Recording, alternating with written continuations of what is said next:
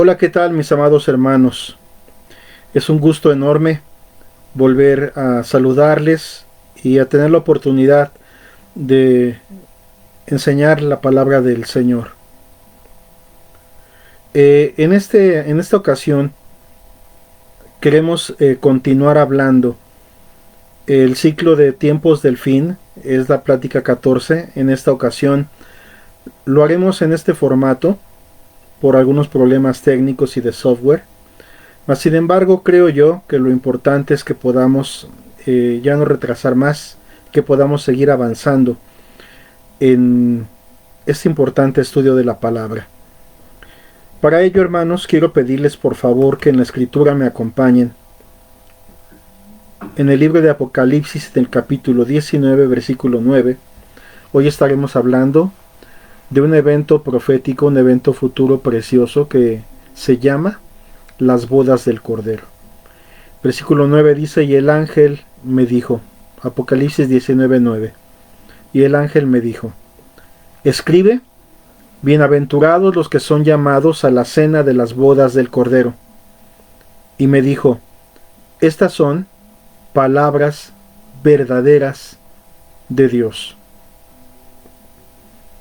Lo que este texto nos está indicando es que existe un evento futuro para nosotros, al que Dios mismo le ha titulado la cena de bodas del Cordero, o las bodas del Cordero, que no es otra cosa sino la unión de Cristo con su amada iglesia, con sus hijos, con aquellos que le conocieron, que entregaron sus vidas al bendito Señor Jesucristo, porque Cristo les perdonó sus pecados, Cristo los salvó, los limpió y los hizo su pueblo. De tal manera que este evento, yo creo que es un evento de los más esperados por cualquier creyente. Todos los que amamos al Señor queremos verle cara a cara, queremos estar con Él un día para siempre y no salir más de ese estado de gloria, de ese estado divino, bendito, celestial, de poderlo abrazar, de poderlo bendecir, de podernos postrarnos a sus pies, de poderle, aún sabemos que no solamente decirle cuánto le amamos, sino sabemos también poder estar en el amor de Él, en el amor del Padre, en el amor de Dios para con nosotros en una forma permanente. Es un evento bellísimo. No solamente fue revelado a través del Apocalipsis que existiría y que habría un día de una unión, de una boda, que sería prácticamente una unión eterna, para siempre. Cristo Jesús, en su ministerio terrenal, en la primera venida de Cristo, Él habló acerca de este evento. Y para que a cualquier persona le quedase claro acerca de la importancia de esto, lo habló en un lenguaje del pueblo, en un lenguaje muy sencillo. Cristo acostumbraba en muchas ocasiones a enseñar a la gente por parábolas. Una parábola es un ejemplo sencillo, un ejemplo terrenal, que puede muchas veces tomar una especie como de historia, tomando los oficios, los usos y costumbres de la gente que le escuchaba, para a través de esa historia o ese relato o ese ejemplo cotidiano para ellos, hablarles a la vez una grande verdad eterna, o esas grandes verdades de la palabra de Dios. Y en Mateo capítulo 22 viene la descripción a través de una parábola, por medio de la enseñanza de Cristo, de este evento. Y es muy interesante la forma en la que Cristo introdujo la enseñanza de esta verdad. Mateo 22, versículo 1 dice: respondiendo Jesús, les volvió a hablar en parábolas diciendo: el reino de los cielos es semejante a un rey que hizo fiesta de bodas a su hijo, y envió a sus siervos a llamar a los convidados a las bodas, mas éstos no quisieron venir. Seguimos leyendo. Versículo 4 dice: que volvió a enviar otros siervos diciendo: decid a los convidados, he aquí he preparado mi comida, mis toros y animales engordados han sido muertos, y todo está dispuesto, venid a las bodas. Mas ellos, sin hacer caso, se fueron uno a su labranza y otro a sus negocios, y otros, tomando a los siervos, los afrentaron y los mataron. Al oírlo el rey se enojó, y enviando sus ejércitos destruyó a aquellos homicidas y quemó su ciudad. Versículo número 8.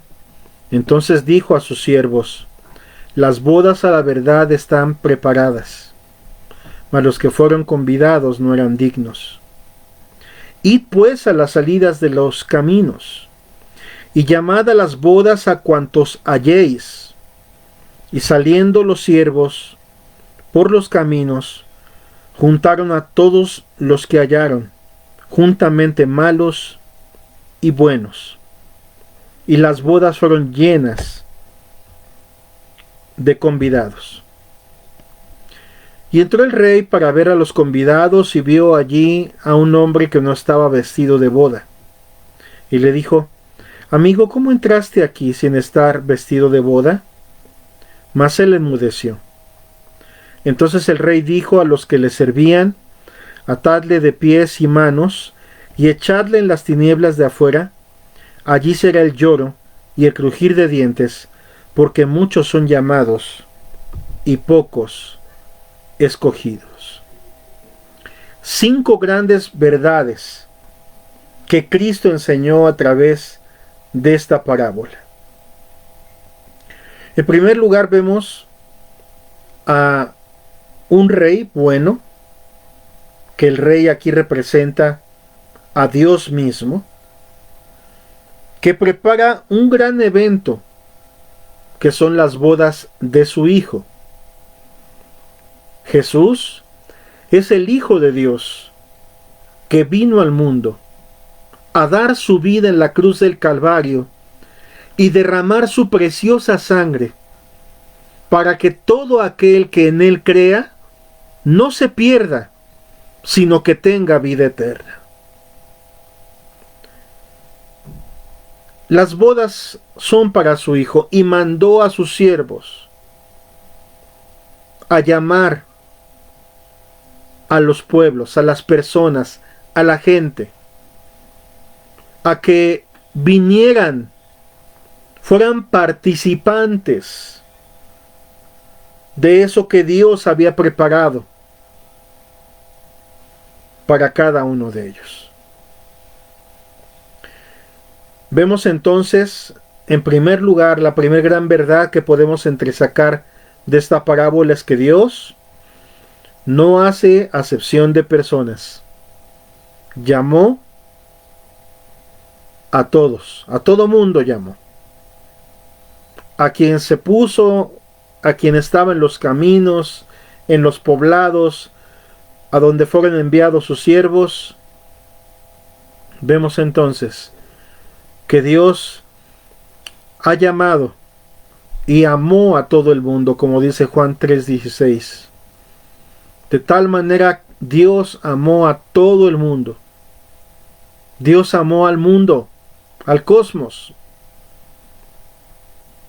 que ha dado a su Hijo unigénito, a Cristo Jesús, para que todo aquel que en Él crea no se pierda, sino que tenga vida eterna. Número 2. Vemos cómo Dios envió a su Hijo entonces proveyendo el único Salvador, cuyo nombre es Jesucristo.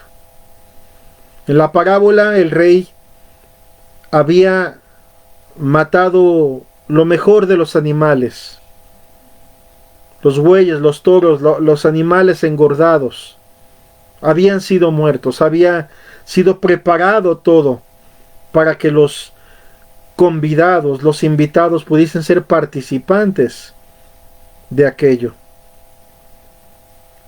En este caso es algo mucho más especial, porque no son ni animales finos, ni sofisticados, ni engordados, los que murieron para hacernos participantes a nosotros de la vida eterna, sino la vida de su propio Hijo,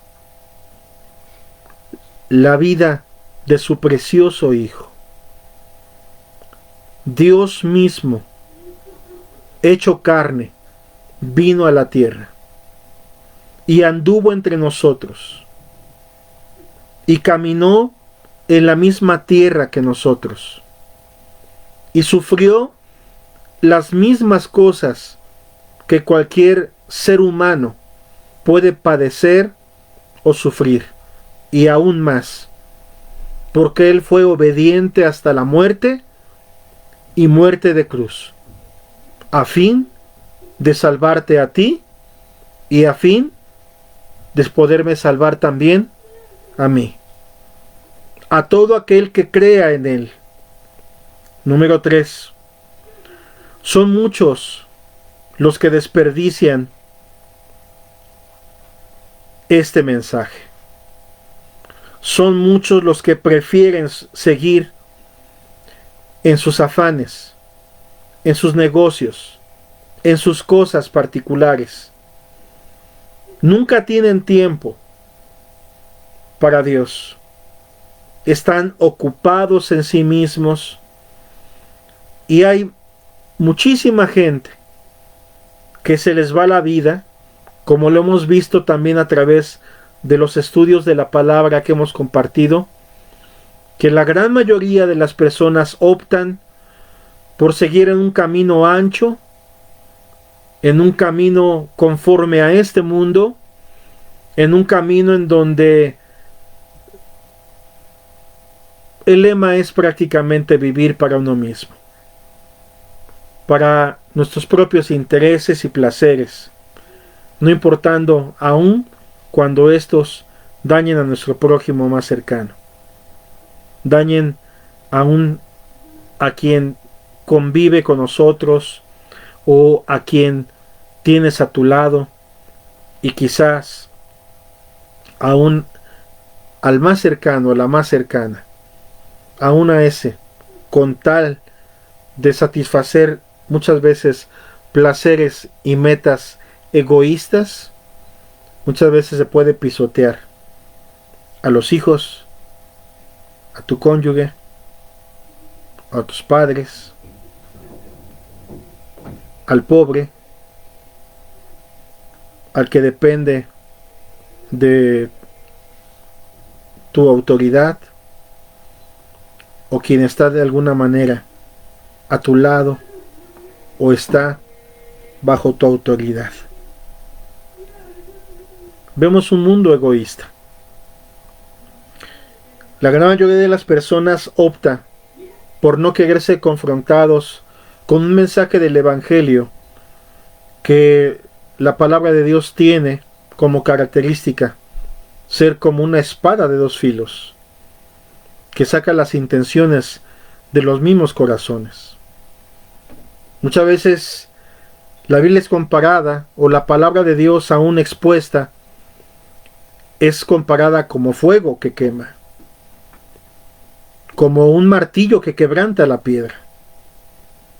Es comparada con un espejo que te muestra sin ningún problema cada uno de tus defectos, cada una de mis debilidades, cada uno de mis defectos, cada una de, como nosotros como humanidad, aquellas cosas que necesitan ser cambiadas, que necesitan ser arregladas, que necesitan ser transformadas.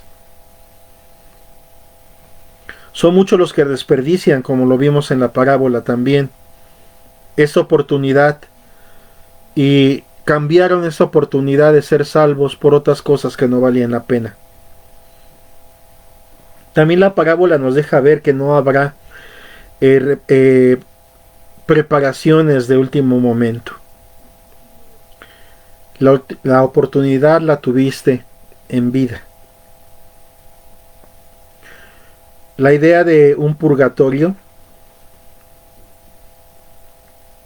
del cual se puede salir si se hacen las oraciones adecuadas por tu familia, aun tú estando ya muerto, o como en los tiempos de las indulgencias, que prácticamente la Iglesia de Roma cobraba indulgencias, cobraba dinero a cambio de poder sacar a las almas de los familiares queridos del purgatorio.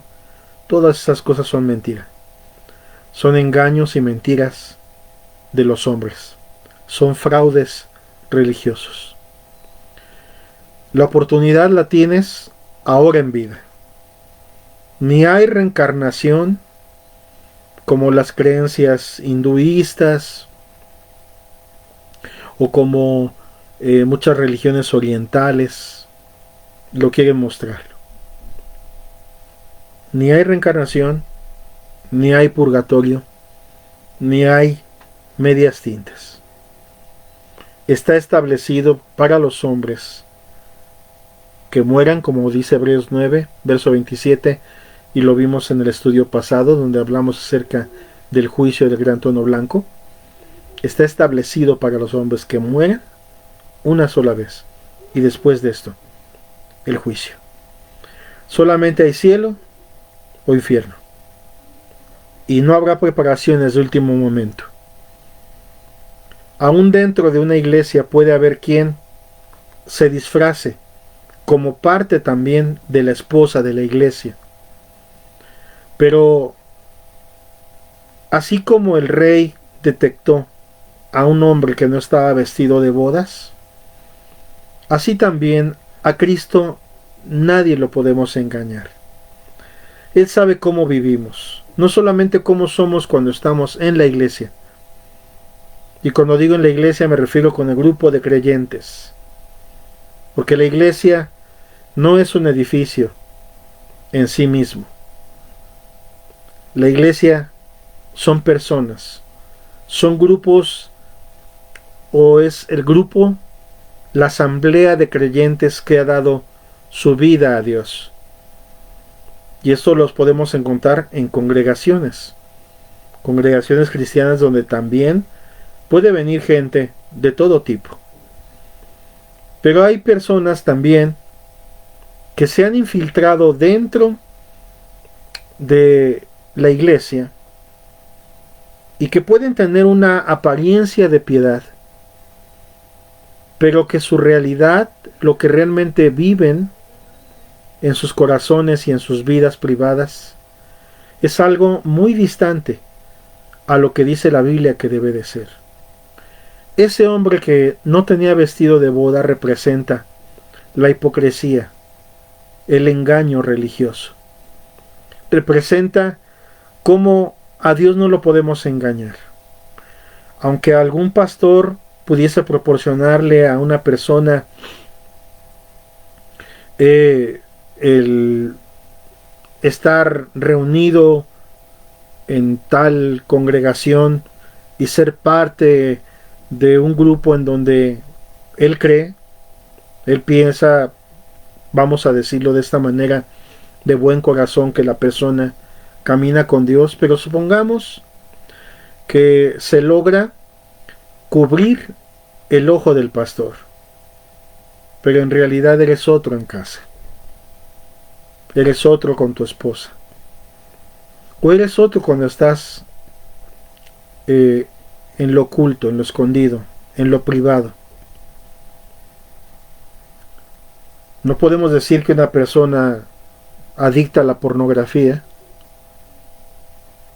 aunque cante lindos cantos y tenga una linda voz o toque instrumentos, o inclusive si se le pasara al frente a hablar y que hable bien, Ya eso le hace cristiano. No nos hace cristianos lo de afuera. Se puede hablar bien, se puede cantar bonito, se puede inclusive conocer muchos textos de la Escritura, pero eso no es en sí la vida cristiana. La vida cristiana es vivir para Dios, cuando te ven y cuando no te ven. Cuando estás en la iglesia, en la congregación, o cuando estás en tu casa, o cuando vas en la calle, o cuando estás en el trabajo, o cuando tú estás a solas en tu habitación. Es decir, ser en verdad cristiano involucra ser de Cristo en donde quiera que estés. Y también, sea que vivamos, o sea que muramos, somos de Cristo.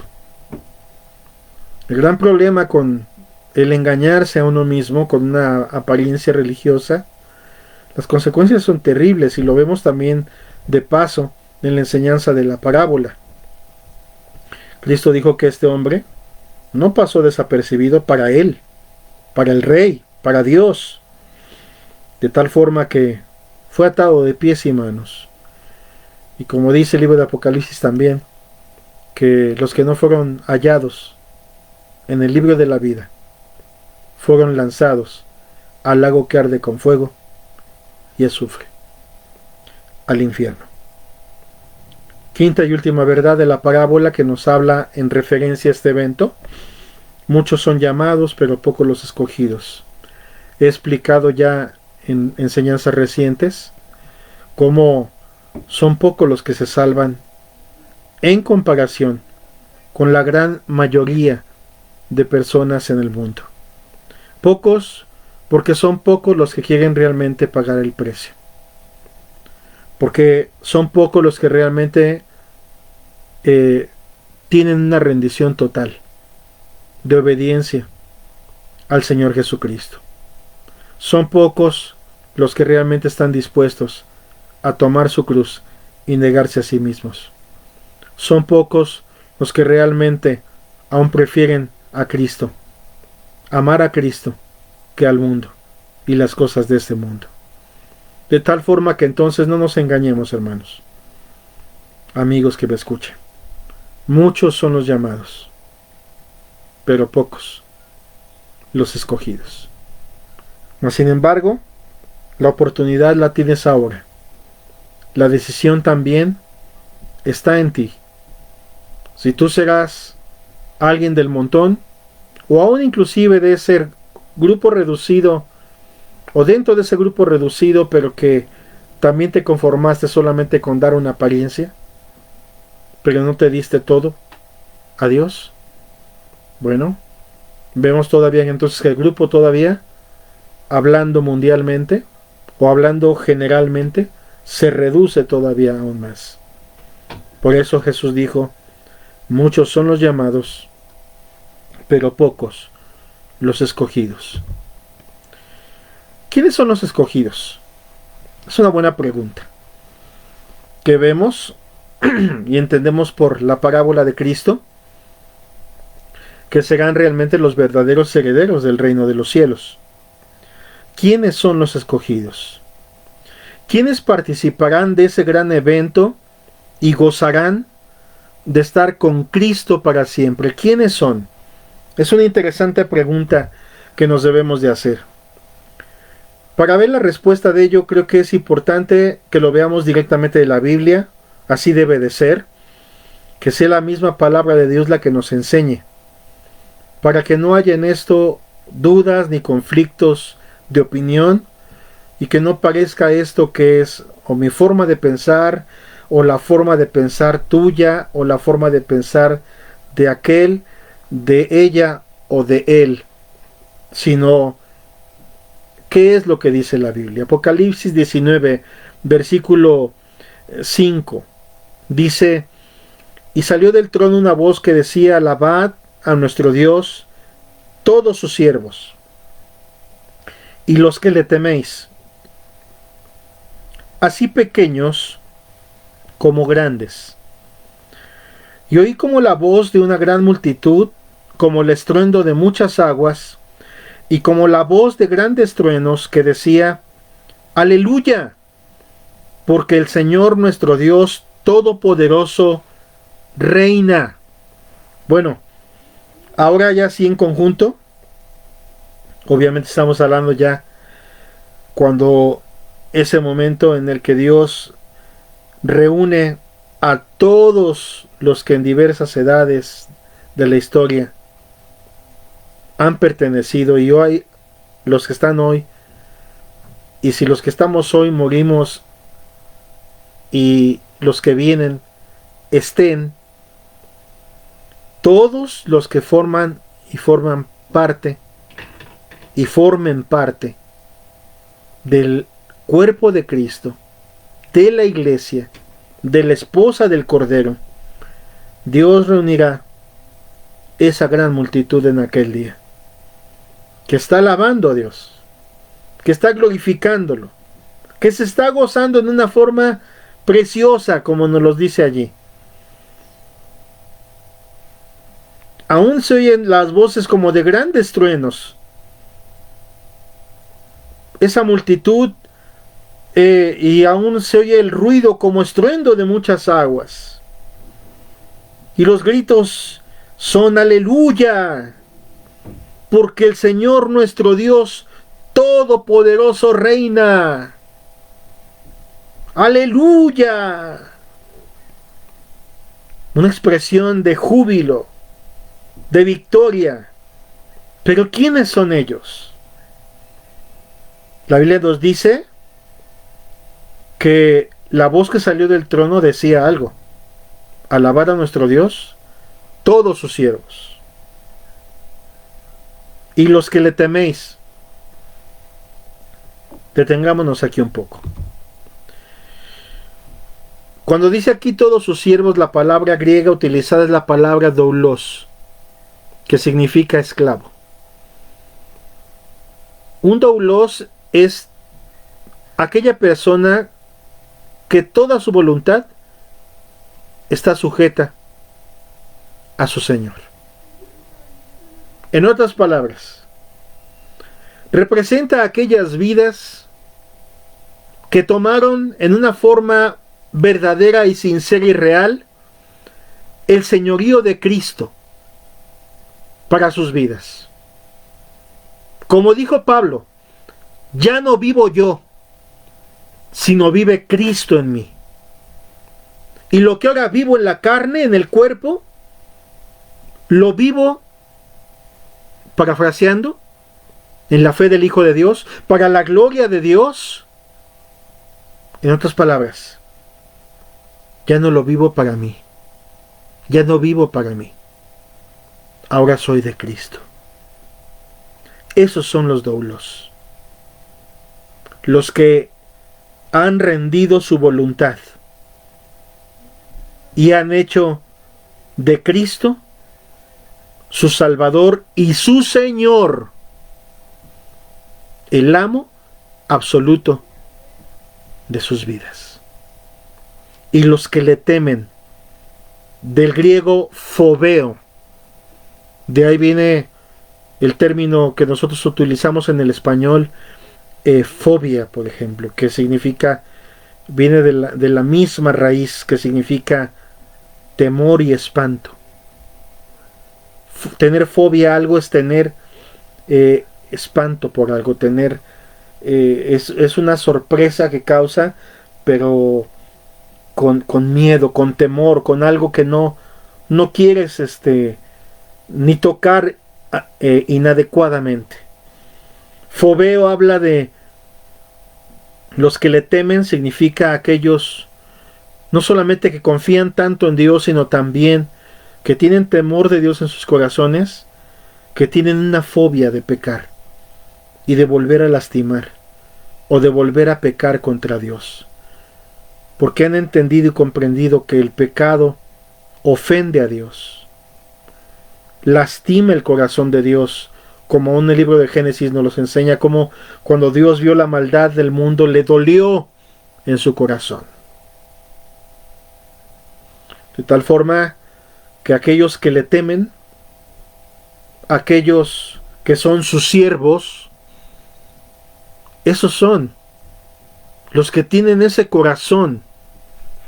Esos son la esposa del Cordero.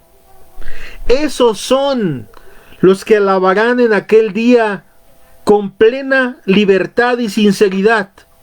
Esos son los que hoy adoran en espíritu y en verdad. Y esos son los que allá también adorarán al Padre con todo su corazón y con todo su ser, porque son de Cristo, porque son sus siervos, porque son los que le temen. Sigo leyendo en Apocalipsis 19, versículo 7.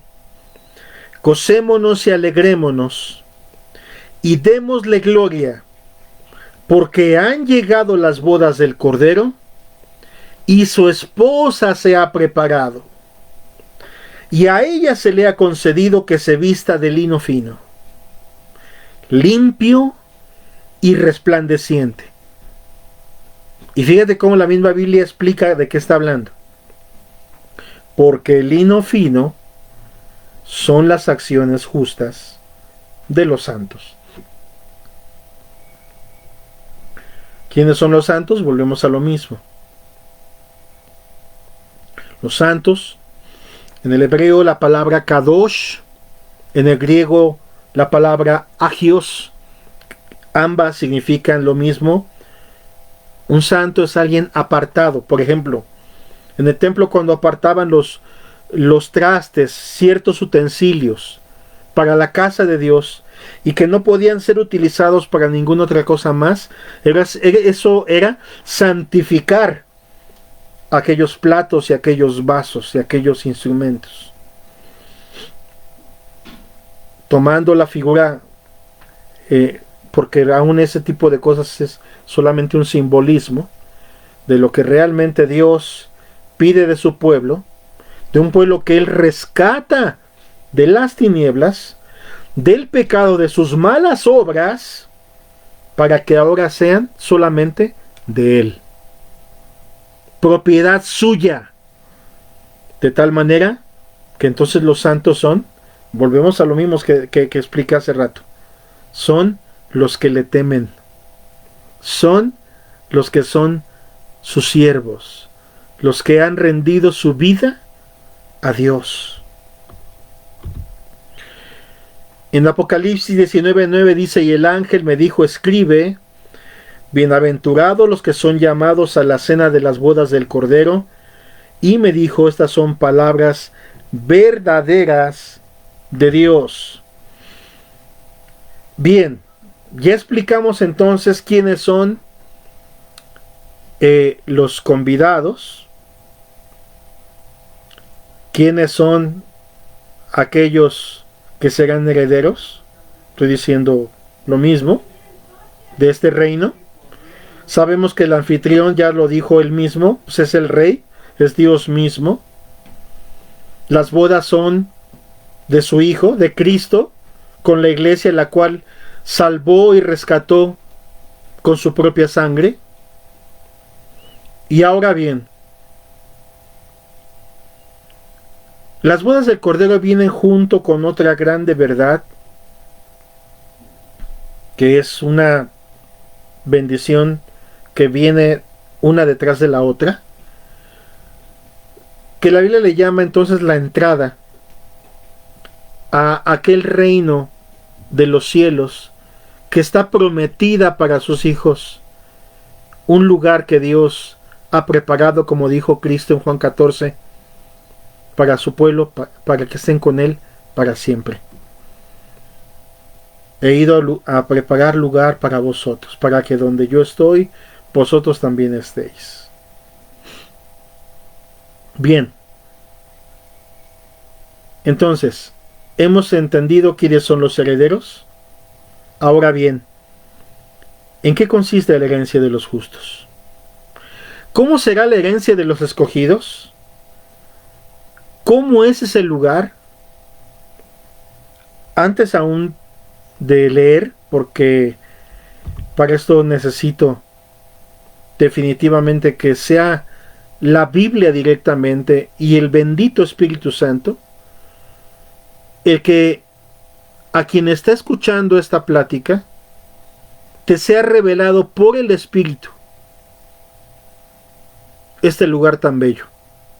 Porque yo me declaro como predicador incompetente para hablar de cosas tan grandes y tan sublimes, que aún la misma Biblia dice que cosa que ojo no vio ni oído oyó, ni ha subido a corazón de hombre, son las que Dios tiene preparados para los que le aman. Mas sin embargo, aún Juan, que lo vio, que tuvo una visión clara de esto, él aún cuando lo describe, dice semejante a esto, que significa algo así como, bueno, lo que vi se parece a esto, pero no alcanzo a describir lo bello y lo hermoso que fue el lugar que vi. Eso es lo que está diciendo. Pero ni palabras más ni palabras menos. Ahora lo que voy a hacer es leer, hermanos. Y síganme en sus Biblias. Y si anotas en un cuaderno, anota en tu cuadernito y después de que lo leamos ahorita en esta enseñanza, vuélvelo a leer tú a solas. Y vete al ritmo que tú necesites. Pero es tan bello y es tan grande que, repito, creo que faltan palabras para expresar el lugar que ha preparado Dios para los que le aman, para los que le temen. Apocalipsis 21, versículo 1 al 3 dice así: y vi un cielo nuevo y una tierra nueva, porque el primer cielo y la primera tierra pasaron, y el mar ya no existía más.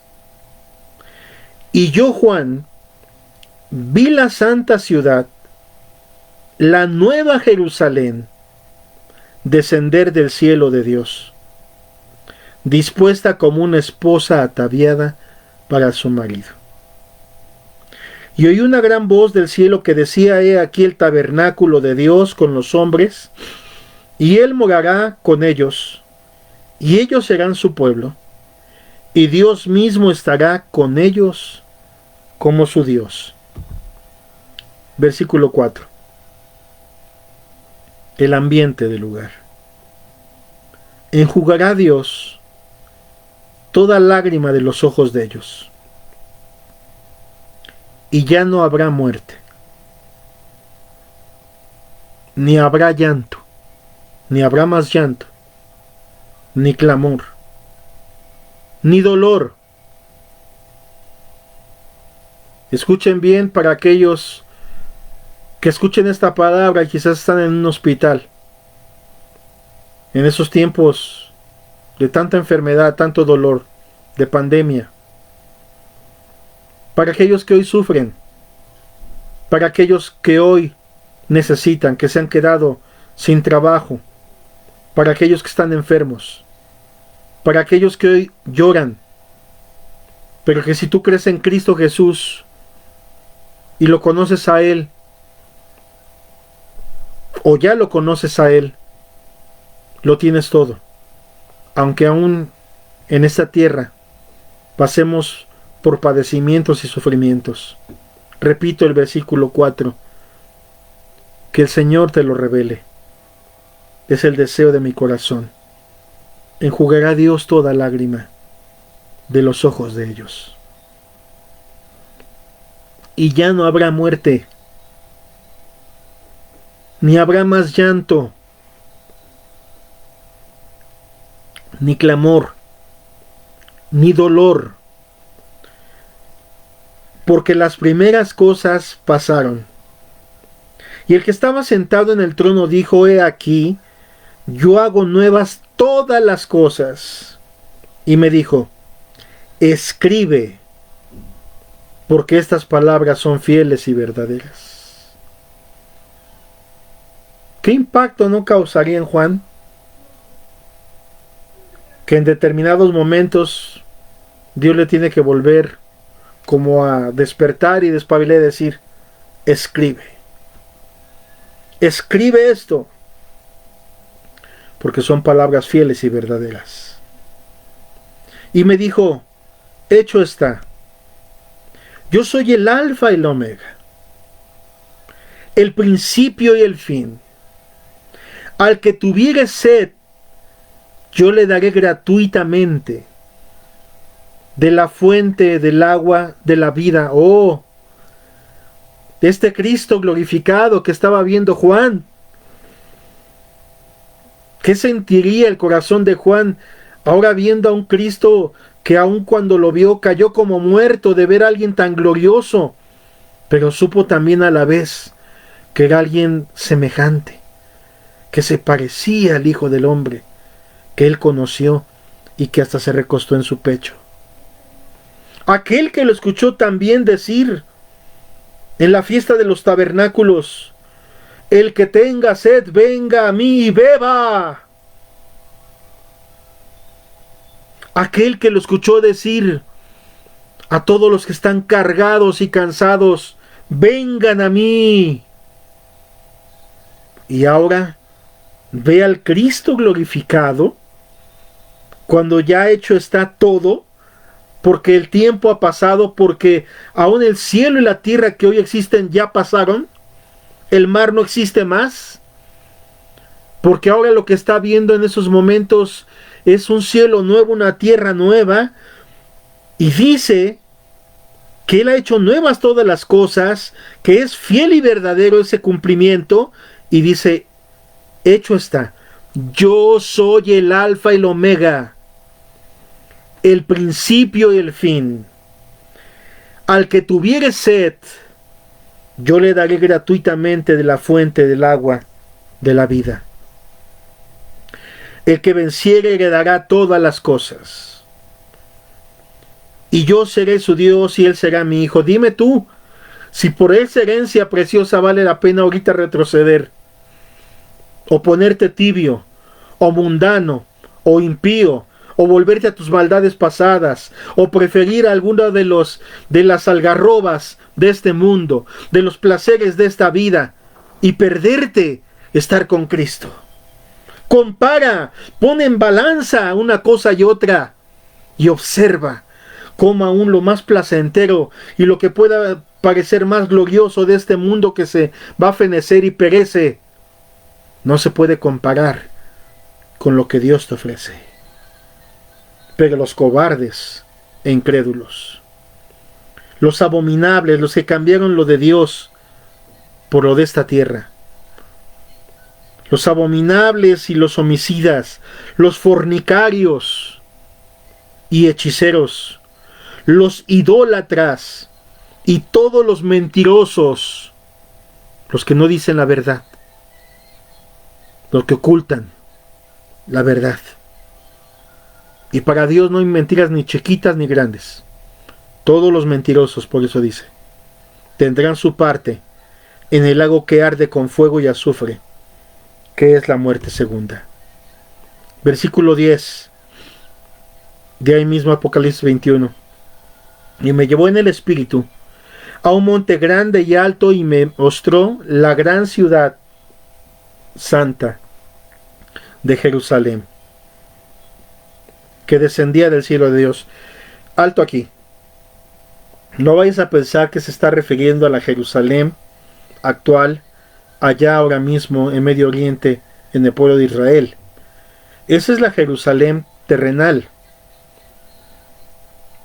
Y ciertamente allí en algún momento Dios escogió al pueblo judío como ese pequeño pueblo, que Dios lo hizo su pueblo, y que les entregó la ley, y que aún Cristo mismo estuvo entre ellos. Y podemos decir que de ahí prácticamente la ley fue dada a través, aún al mismo mundo, a través de lo que Dios hizo en ese pueblo, y aún también Cristo Jesús que vino a esa tierra polvosa. Pero no, ahorita ya no está hablando. Recuerda que esta tierra y que los cielos que ahora ves para estos momentos han pasado. Está hablando de la nueva Jerusalén, la gran santa ciudad de Jerusalén que descendía del cielo de Dios, teniendo la gloria de Dios y su fulgor era semejante al de una piedra preciosísima. Observa cómo empieza a decir, era semejante, se parecía, era como, era semejante al de una piedra preciosísima, como piedra de jaspe, diáfana como el cristal.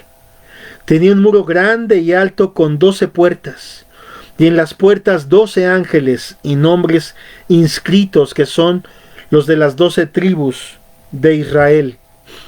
Y al oriente 3 puertas, al norte 3 puertas, al sur 3 puertas, al occidente 3 puertas, y el muro de la ciudad tenía 12 cimientos, y sobre ellos los 12 nombres de los 12 apóstoles del Cordero. Y el que hablaba conmigo tenía una caña de medir, de oro, para medir la ciudad, sus puertas y su muro. La ciudad se halla establecida en cuadro, y su longitud es igual a su anchura, y él midió la ciudad con la caña 12,000 estadios, la longitud, la altura, la anchura de ellas son iguales. Y midió su muro 144 codos de medida de hombre, la cual es de ángel. El material de su muro era de jaspe, pero la ciudad era de oro puro, semejante al vidrio limpio. Se te habla de un lugar perfecto. Su diseño, su estructura, su arquitectura, todo es perfecto. Perfectamente protegida, establecida. Aún su vista es hermosa. El material de su muro era de jaspe. ¿Cuánta gente hoy da grandes cantidades de dinero tan solo por traer una pequeña piedrecita en un anillo de jaspe quizás, o de alguna otra piedra preciosa? Pero la ciudad era de oro puro, semejante al vidrio limpio. Era tan refulgente ese oro que parecía que pisabas vidrio. Y los cimientos del muro de la ciudad estaban adornados con toda piedra preciosa. El primer cimiento era jaspe, el segundo zafiro, el tercero ágata, el cuarto esmeralda, el quinto ónice, el sexto cornalina, el séptimo crisólito, el octavo berilo, el noveno topacio, el 10º crisopraso, el 11º jacinto, el 12º amatista. Las 12 puertas eran 12 perlas, cada una de las puertas era una perla. Y la calle de la ciudad era de oro puro, transparente como vidrio, vuelve a decir la palabra de Dios. Verso 22, y no había en ella templo, porque el Señor Dios Todopoderoso es el templo de ella y el Cordero. La ciudad no tiene necesidad de sol ni de luna que brillen en ella, porque la gloria de Dios la ilumina y el Cordero es su lumbrera. Y las naciones que hubieren sido salvas andarán a la luz de ella. Y los reyes de la tierra traerán su gloria y honor a ella. Versículo 25. Sus puertas nunca serán cerradas de día, pues allí no habrá noche. Y llevarán la gloria y la honra de las naciones a ella. No entrará en ella ninguna cosa inmunda, o que hace abominación y mentira, sino solamente los que están inscritos en el libro de la vida del Cordero. Cuando hemos hablado de este tremendo libro, ya hemos explicado que cuando una persona obedece al Evangelio y cree de todo corazón en el Señor Jesucristo, se arrepiente de todos sus pecados y le entrega su vida al Señor Jesús, en esos momentos, dice y dijo Cristo, que hay gozo en los cielos, que los ángeles se gozan, porque esa persona, ese nombre de esa persona es inscrito en el libro de la vida del Cordero. Ahora vayamos a Apocalipsis 22.